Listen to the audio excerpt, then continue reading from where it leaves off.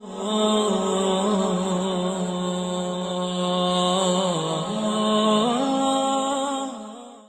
سے گزارش ہے کہ حدیثوں کو مکمل سنیے گا، کیونکہ یہ نیک کام آپ کے ساتھ آپ کی قبر میں جائے گا۔ ہم 2 یا 3 گھنٹے کی مووی دیکھ سکتے ہیں، کیا ہم صرف 10 منٹ اپنے اللہ اور نبی صلی اللہ علیہ وسلم کو نہیں دے سکتے؟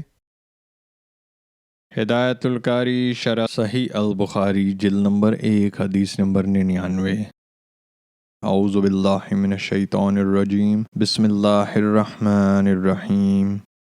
حضرت ابو ہریرہ رضی اللہ تعالیٰ عنہ سے روایت ہے، انہوں نے عرض کیا، یا رسول اللہ، قیامت کے دن آپ کی سفارش سے کون زیادہ حصہ پائے گا؟ تو آپ نے فرمایا، ابو ہریرہ، مجھے یقین تھا کہ تجھ سے پہلے کوئی مجھ سے یہ بات نہیں پوچھے گا، کیونکہ میں دیکھتا ہوں کہ تجھے حدیث کی بڑی حرص ہے۔ قیامت کے دن میری شفاعت سے سب سے زیادہ بہراور وہ شخص ہوگا جس نے اپنے دل یا خلوص نیت سے لا الہ الا اللہ کہا ہوگا۔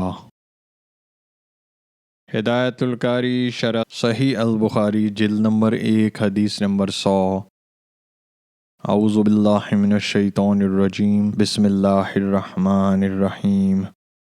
حضرت عبداللہ بن عمرو بن العاص رضی اللہ تعالیٰ عنہ سے روایت ہے، انہوں نے کہا، میں نے رسول اللہ صلی اللہ علیہ وسلم کو یہ فرماتے سنا، اللہ تعالیٰ دین کے علم کو ایسے نہیں اٹھائے گا کہ بندوں کے سینوں سے نکال لے، بلکہ اہل علم کو موت دے کر علم کو اٹھائے گا۔ جب کوئی عالم باقی نہیں رہے گا تو لوگ جاہلوں کو پیشوا بنا لیں گے، ان سے مسائل پوچھے جائیں گے تو وہ بغیر علم کے فتوے دے کر خود بھی گمراہ ہوں گے اور دوسروں کو بھی گمراہ کریں گے۔ آئیے سب مل کر آپ صلی اللہ علیہ وسلم پر درود و سلام بھیجتے ہیں۔ اعوذ باللہ من الشیطان الرجیم، بسم اللہ الرحمن الرحیم۔ اللہم صلی علی محمد وعلی آل محمد کما صلیت علی ابراہیم وعلی آل ابراہیم انک حمید مجید۔ اللہم بارک علی محمد وعلی آل محمد کما بارکت علی ابراہیم وعلی آل ابراہیم انک حمید مجید۔